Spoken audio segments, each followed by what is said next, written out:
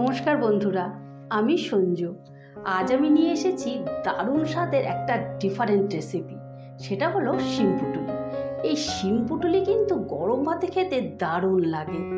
ঠিক আছে, তাহলে তোমরা দেখতে থাকো আমি এই রেসিপিটা কিভাবে করেছি, আর এই রেসিপিটা করার জন্য কি কি উপকরণ নিয়েছি সেটাও তোমাদের একবার দেখিয়ে দিই। বন্ধুরা, রেসিপিটা করার জন্য আমি এরকম বড় বড় সাইজের 7টা শিম নিয়ে নিয়েছি।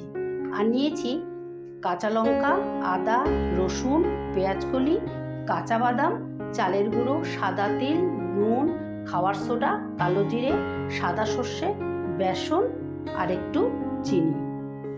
বন্ধুরা, রেসিপিটা করার জন্য আমি একটা বাটিতে জল বসিয়ে দিয়েছি। জলটা ফুটে উঠেছে। এবারে প্রথমেই আমি শিমগুলো বয়েল করে নেব। শিমগুলো জলে দিয়ে দিচ্ছি। শিমগুলো আমি 2 মিনিটের মতন বয়েল করে নেব, জাস্ট একটু নরম হবে। বন্ধুরা, শিমটা বয়েল হয়ে গেছে। এবার আমি গ্যাসটা বন্ধ করে দেব। শিমটা কিন্তু এই রকমই বয়েল করতে হবে। অতিরিক্ত বয়েল করলে পুর ভরার সময় সমস্যা হবে। এবারে আমি তুলে নিচ্ছি।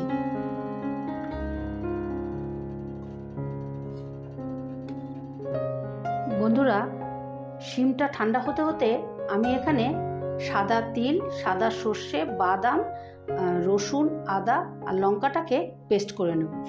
সেই জন্য আমি নিয়ে নিলাম এই বড় চামচের 3 চামচের সাদা তিল।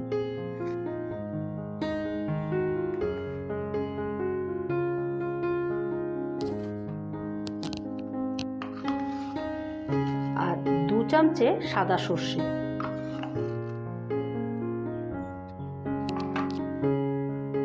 আর 1 কড়ের মতো আদা নিয়েছি, 3-4টের মতন 5টার মতন রসুন নিয়েছি, আর 4-5টা কাঁচা লঙ্কা নিয়েছি। ঝালটা তোমরা যেরকম খাবে সেরকম নেবে। এটা নিয়ে নিলাম। এবারে এই 1 মুঠোর মতো বাদাম নিলাম। এই বাদামটা কিন্তু সর্ষে আর তিলের সাথে বাটলে দারুণ টেস্টটা বেড়ে যাবে। এবার এই সমস্তটা আমি একসাথে শিলে বেটে নেব। বন্ধুরা, এই যে আমি পেস্টটা বানিয়ে নিয়েছি, এরকম টাইট টাইট করে বানিয়ে নিতে হবে। এবারে মশলাটার মধ্যে স্বাদ মতো নুন দিয়ে দেব। দিয়ে দেব অল্প একটু চিনি। দিয়ে দেব ওপর থেকে একটু কাঁচা সর্ষের তেল। এবারে এই পুরটাকে ভালো করে মেখে নেব। বন্ধুরা, এবারে আমি শিমগুলোতে পুর ভরে নেব। আমি প্রথমেই কিন্তু কাঁচা অবস্থাতেই শিমের যেরকম শীট থাকে দুদিকে, এই শীটটা আমি তুলে ফেলেছিলাম। এবার এইভাবে আস্তে করে হাত ঢুকিয়ে চাপ দিলেই খুলে যাবে। আমি কিন্তু দানাগুলো বার করব না, এর ভিতরে যে জলটা আছে সেই জলটা ফেলে দিলাম।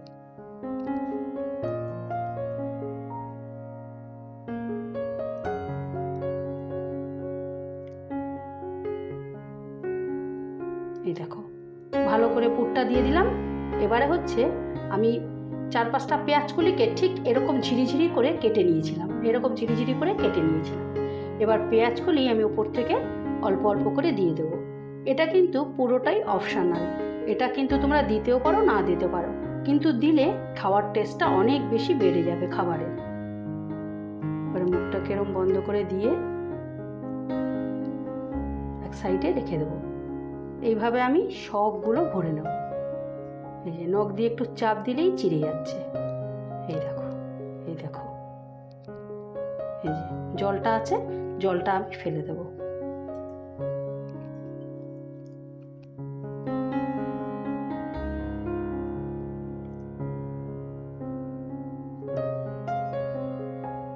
এই পুর পুটুলিটা খেতে কিন্তু দারুণ টেস্টি।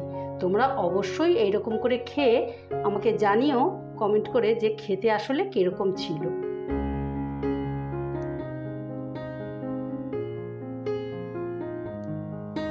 এই দেখো বন্ধুরা, সব কটা শিমের মধ্যে আমি পুর ভরে নিয়েছি। এবারে একটা ব্যাটার তৈরি করে নেব। এবারে আমি একটা ব্যাটার তৈরি করে নেব, এই জন্য একটা পাত্র নিয়ে নিয়েছি। প্রথমেই আমি বেসন দিয়ে দেব। আমি এই চামচের 4 চামচে বেসন নিয়েছি এখানে।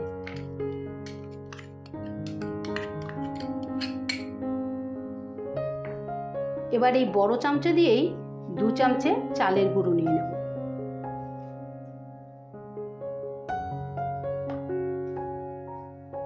দিয়ে দেব স্বাদ মতো নুন, দিয়ে দেব 1 চামচের মতন কালো জিরে, দিয়ে দেব সামান্য একটু খাওয়ার সোডা, দিয়ে দেব সামান্য একটু চিনি।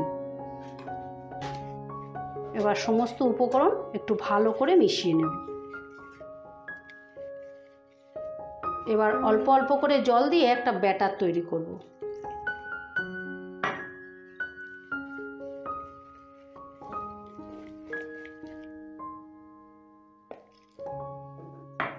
ব্যাটারটা বেশি পাতলাও হবে না, আবার বেশি ভারীও হবে না।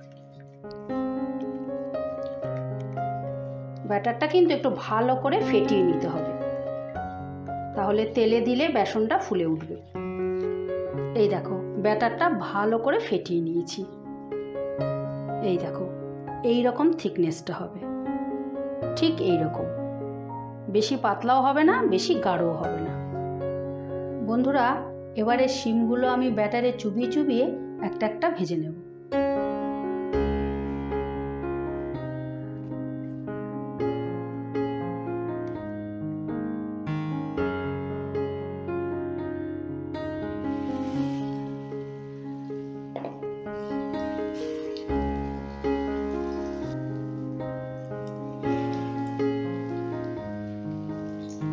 বন্ধুরা, তোমরা কিন্তু এভাবে একবার শিম পুটুলি অবশ্যই তৈরি করে খেও, আর খেয়ে যদি ভালো লেগে থাকে তাহলে আমার চ্যানেলটা সাবস্ক্রাইব করে রাখার অনুরোধ রইল। আমার চ্যানেলে এই রকম নিত্য নতুন রেসিপি আসতেই থাকে। এই শিম পুটুলিগুলো কিন্তু গরম ভাতে খেতে দারুণ। বন্ধুরা, ওই পিঠটা আমার ভাজা হয়ে গেছে, এবারে আমি উল্টে দেব।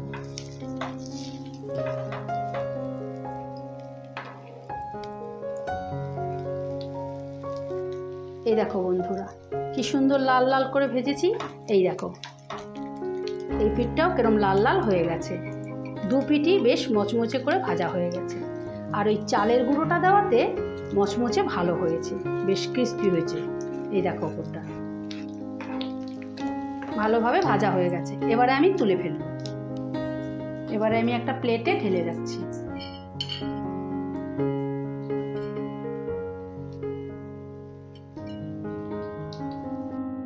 এই দেখো বন্ধুরা, শিম পুটুলি ফাইনালি রেডি।